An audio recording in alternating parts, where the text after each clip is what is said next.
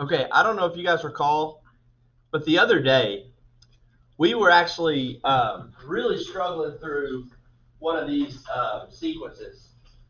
We had to write the explicit formula for it. And I'm going to remind you of what that formula or what that sequence was, and hopefully kind of take you back to that day.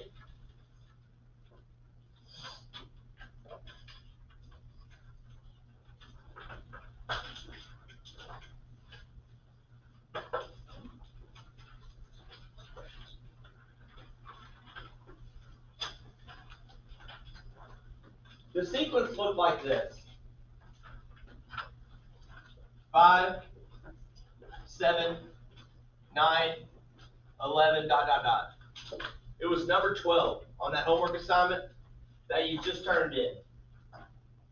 And here's what I said. We could all see real clearly, what's it doing every time? It's adding 2 every time, right?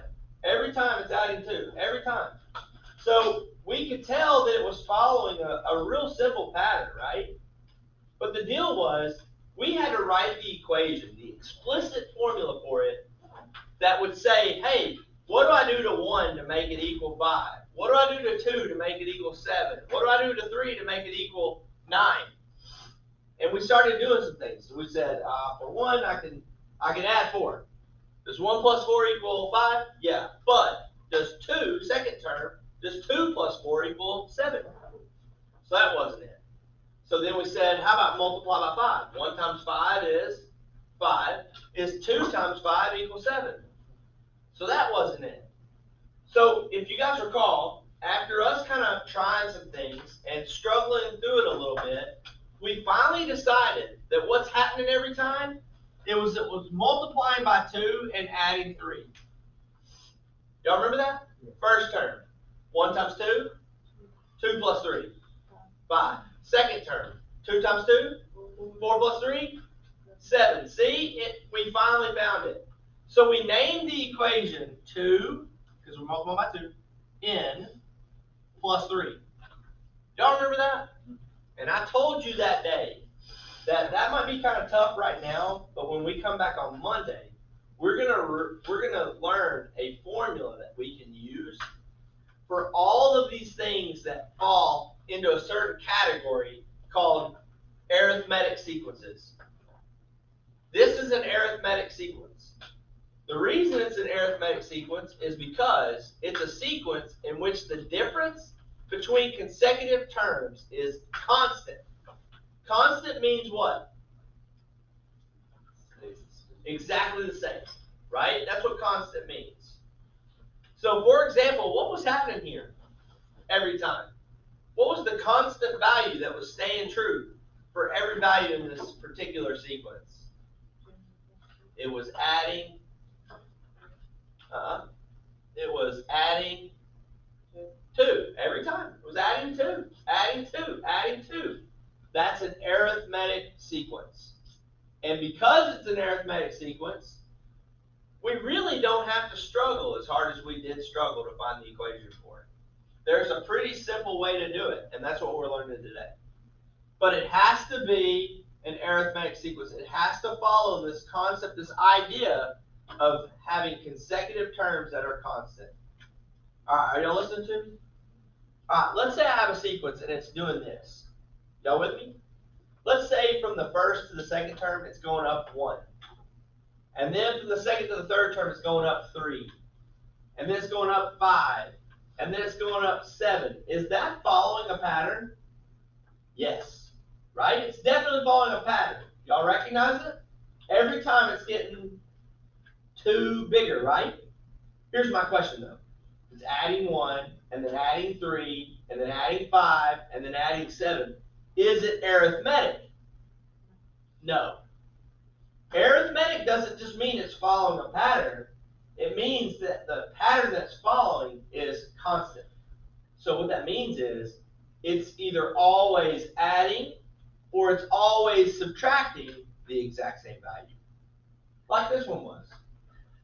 Look, didn't it add 2, add 2, add 2? It's following the exact same pattern. Not that it's following a pattern, but that the pattern is the same. It's adding 2. It's subtracting 5. Okay, those are the patterns that fit into the category of arithmetic. They're either adding or they're subtracting the same value from term to term. Is everybody with me so far? All right, so there's 2 major things that we're going to do. First, we're going to find the common difference. The common difference is just simply finding what the pattern is. And the easiest way to do that is you always take the second term and you subtract the first term. So common difference, which we call lowercase d, equals a sub 2 minus a sub 1. A sub 2 minus a sub 1. So this first group of problems, here's what it wants me to do. It wants me to determine whether or not it's arithmetic. Okay? It wants me to determine whether or not it's arithmetic. So when it wants me to determine whether or not it's arithmetic, here's the process I'm going to follow. You with me? You're going to find a common difference, and then you're going to check to see if that's what your pattern is doing. So remind me, how do we find the common difference?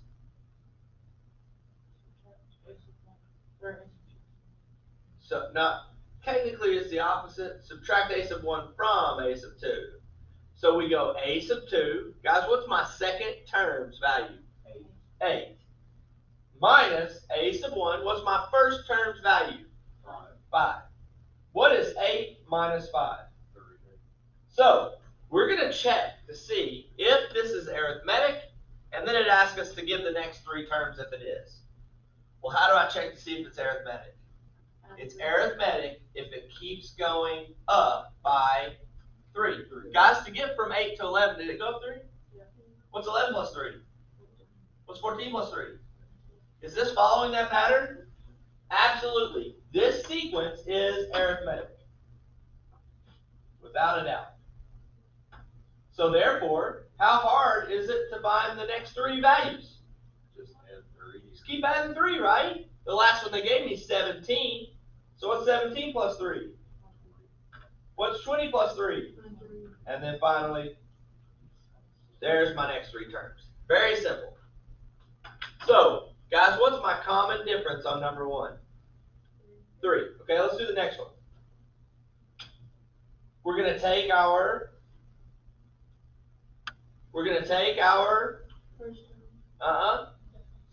second term, which is, and we're going to subtract from that our first term, which is 1. What is 2 minus 1? All right, so we're going to check to see if our common difference is 1. Does it add 1 to get from 2 to 3? Yeah. Does it add 1 to get from 3 to 5? No. No. This is not arithmetic. Not arithmetic. I want y'all to listen to me real carefully and answer my question. What is my common difference for number 3? What's my common difference for number 3? Let's go back to number 1. What was my common difference for number 1? 3. Guys, what's my common difference for number 3? It goes up 1 and 2. So what's my common difference? There's not one. Okay, listen, we just tried to find the common difference. We found 1, but when we tried to apply that, it didn't work.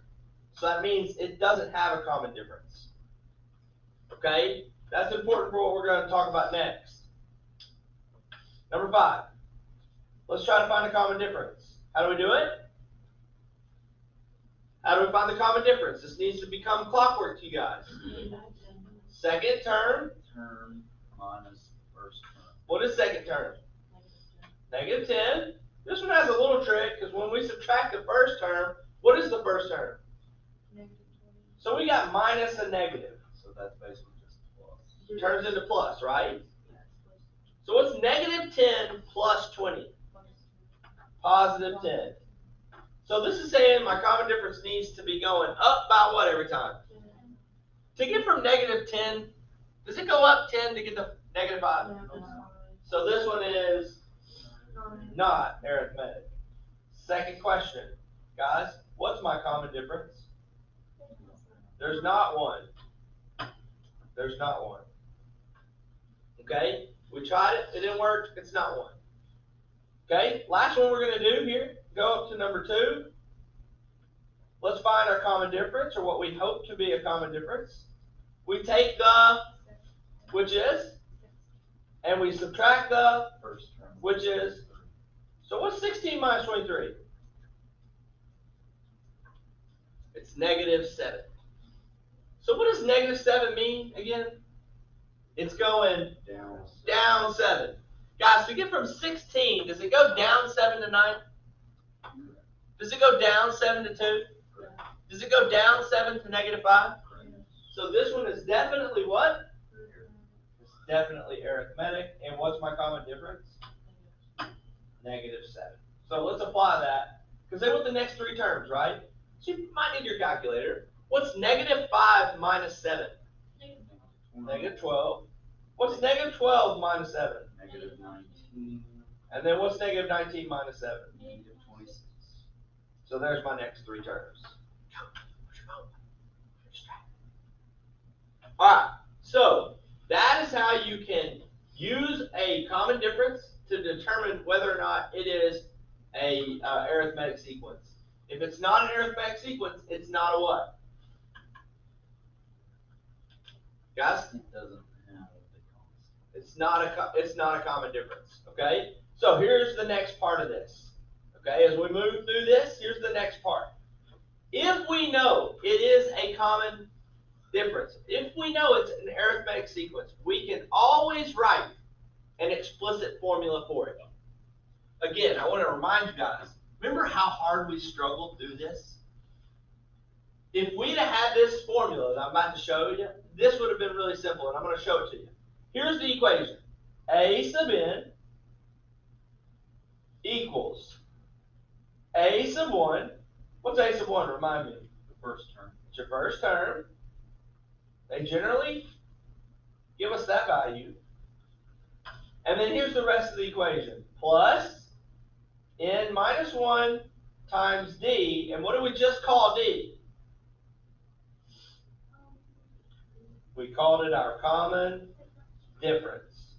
That's what we called it. Now, one more thing. There's one more variable here, right? And that is n. When we're writing our equation, n is your variable. You don't replace it with anything. It's your variable. Remember those equations that we were doing the other day? 2n plus 3. Watch this, guys. If I had this formula the other day, instead of us having to go through all that process, once I realized that it was going up to, watch this, 7 minus 5 equal 2. A sub n equals A sub 1, that was my first term, plus n minus 1 times d, which is 2. The first thing I'm going to do here is I'm going to distribute. What's 2 times n? What's 2 times -1? We're always going to put our variable part first. And then what's 5 minus 2? Look at that. How much easier could that have been, right? When we know that it is an arithmetic sequence, and we can find our common difference, we can use that common difference in our first term to write the equation every time. You don't have to struggle through it. It'll work every time. So let's look at a couple of examples of this. Look at number 7. It wants me to write the rule for the sequence. Okay, so they're telling you it's a sequence. They want you to write the rule for it. So I need what? To write my equation. What were the 2 terms we had to fill in a value for? We need our first term, and we need our common difference, which, yes, Madison, we got to have our second term to find it. So here we go. Let's find our common difference first. We take our second term. What is it, guys? -1. And we subtract our first term, which is -5. Hopefully you recall that minus a negative turns into, so what's -1 plus 5? So my common difference is 4. So now we're ready to write our equation. Ready? A sub n equals A sub 1. My first term is negative 5. Plus n minus 1 times d, which is 4. Guys, what are we always going to take care of first? We're going to take care of that distributive property first. What is 4 times n? What is 4 times negative 1? So we have negative 5 plus 4n minus 4. We distribute it. Now, we're almost done. The last thing we're going to do when we write this thing, we're going to put our variable first. What's my variable part? 4n. And then we're simply going to combine our like terms. Guys, common mistake. People think you have to add 4 to move it to negative 5. They're on the same side of equals, aren't they? You don't move it unless you're going past what?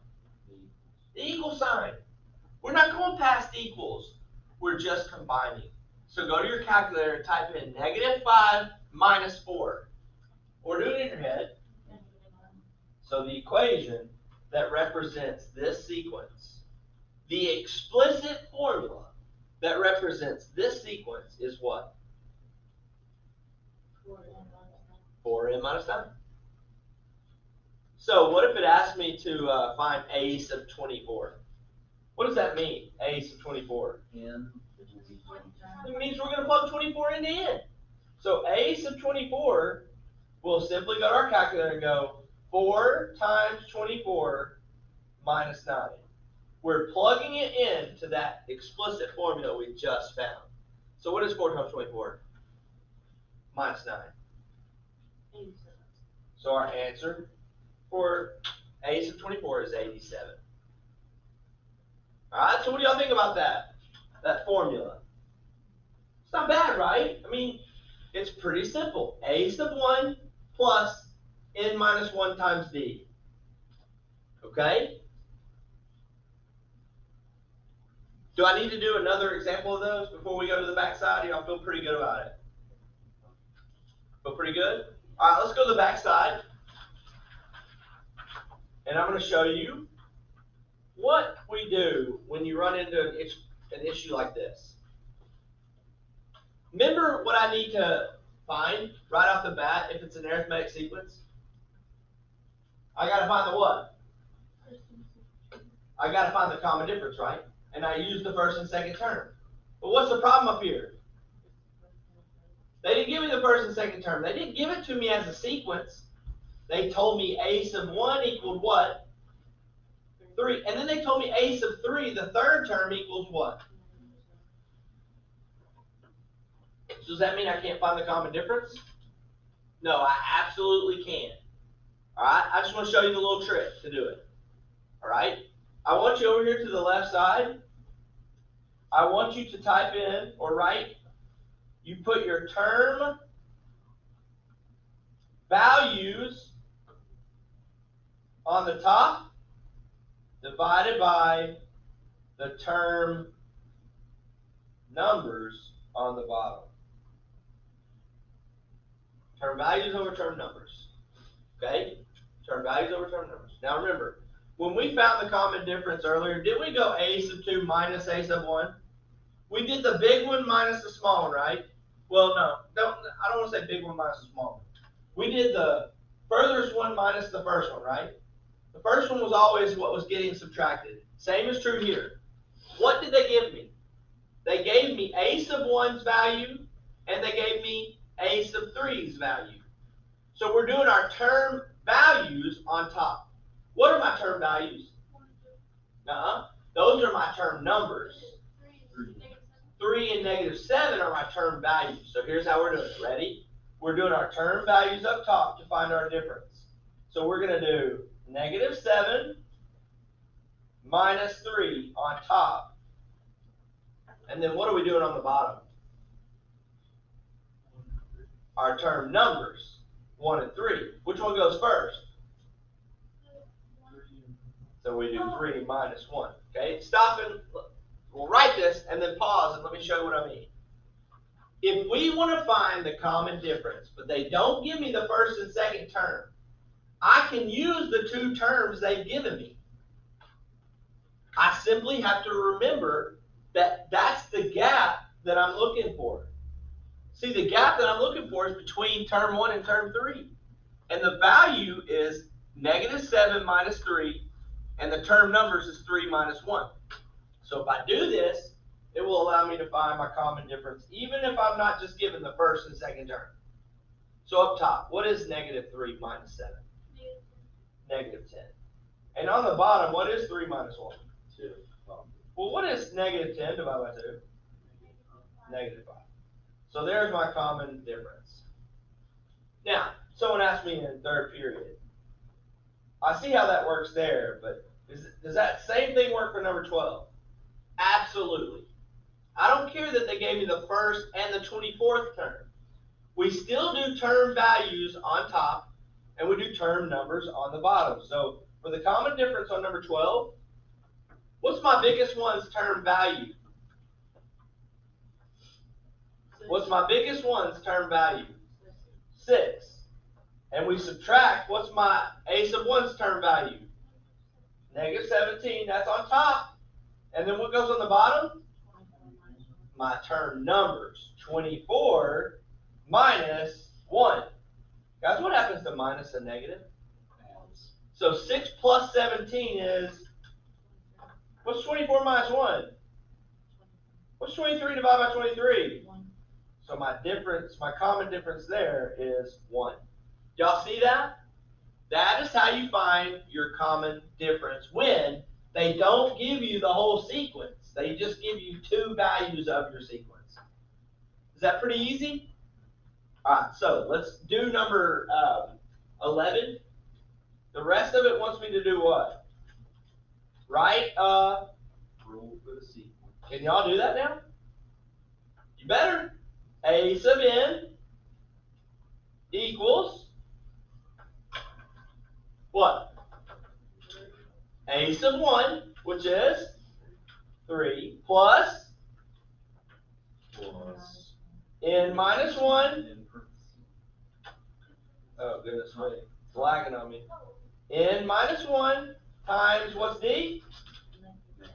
What's the first thing we're supposed to do to solve this? Okay, so we distribute this time -5. What's -5 times n? -5n. And then what's -5 times -1? +5. And then finally, guys, what do we say goes first? What's my variable term? And then what do we say we do with those two like terms? What is 3 plus 5? So boom, just like that, our equation for this arithmetic sequence is -5n plus 8. So last thing they want me to do is they want me to find a sub what? How do I find a sub 12? So -5 times 12 plus 8. Well, -5 plus 12 is -60. -60 plus 8 is -52. And just like that, I'm done. Okay? All right, one more concept. This thing's lagging, so I'm just gonna reset it real quick. Sometimes that helps. So here's this particular one. Personally, I don't like teaching you guys a second formula for this because I feel like all it does is it just confuses you more. Because it's just another formula that you have to memorize and use. So I don't teach this formula for arithmetic series. Okay? Instead, I remind you of two things. One, what does it mean to find S sub 10? What does that mean? We're finding the sum through the first 10 terms, right? So here's what I like to teach you guys instead of trying to show you guys a new method of doing this. I like to remind you first that your calculator has a button in it. And that button allows me to find the sum from the first to the 10th term really easily. Remember it? Alpha window number 2. Not yet. I'm almost done with the lesson. But when you use this, what did we have to have right here? We had to have a... Mr. Costello, the nurse needs to see Nicholas Dashno, and he needs to go in my office. Thanks, please. Okay, headed that way. Thank you. Hey, right here, guys. Right here. What did that have to be? It had to be an explicit formula, right? So if I want to find the sum of this series through the 10th term, all I'm going to do is come up with an explicit formula for this sequence. Did we not just learn that?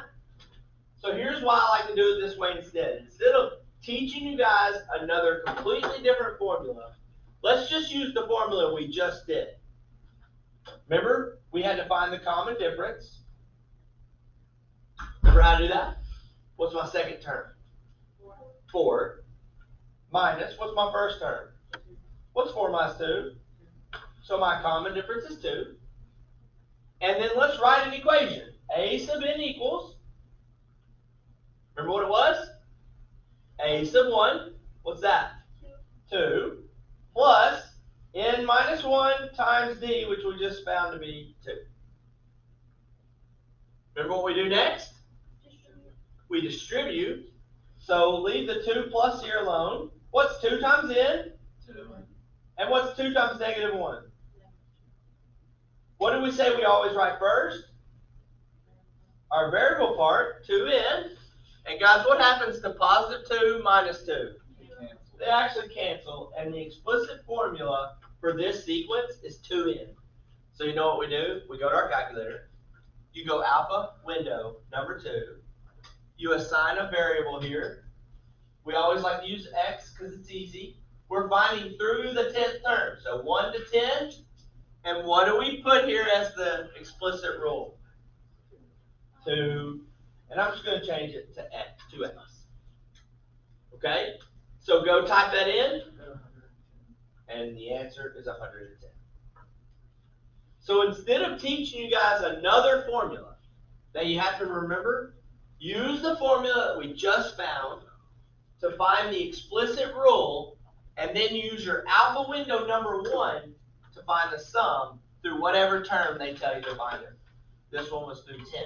Yes? So let's say that the n equals 2 plus 2n minus 2. Let's say it's like we're 2 minus 2, the 2 minus 3 is like, you get like a negative number. So if it was like 2n minus 3 or something? Yeah, like where you get like a whole number and not 0. What would that look like? Okay. Ask that one more time. You mean like how these canceled out? Yeah, like once there's a number there instead of 0. So if it was like 2n plus 7, you would just put 2n plus 7 as your rule here. What would you put in? Yeah, it would go in the parentheses because that is your explicit rule for that equation. Does that make sense? So, any questions with this? Do I need to show you another one? Y'all want to try your hand at homework? All right. So, your homework tonight is going to be all the even ones, 2 through 20 even. The only trick is generally the evens are on the right side of the page. When you flip it over to the back, they switch over to the left side of the page. Not a big deal, but it could trick you. So 2 through 20 even is the homework for tonight. I'll wait till everybody gets the paper and I'll remind you. It's even. Yeah, 2 through 20 even. Yes, ma'am. Kelly. 2 through 20 even. So 2, 4, 6, 8, 10 on the front. Then flip it on the back, left side, 12, 14, 16, 18, and 20. All right? We did at least one example of every one of these. So you should have in your notes plenty to help you guys with this. And we'll discuss it tomorrow. Tomorrow we're moving into this one called geometric series. I'm going to turn this recording off and then explain what the rest of this week is going to look like for you guys. I just don't want it on there.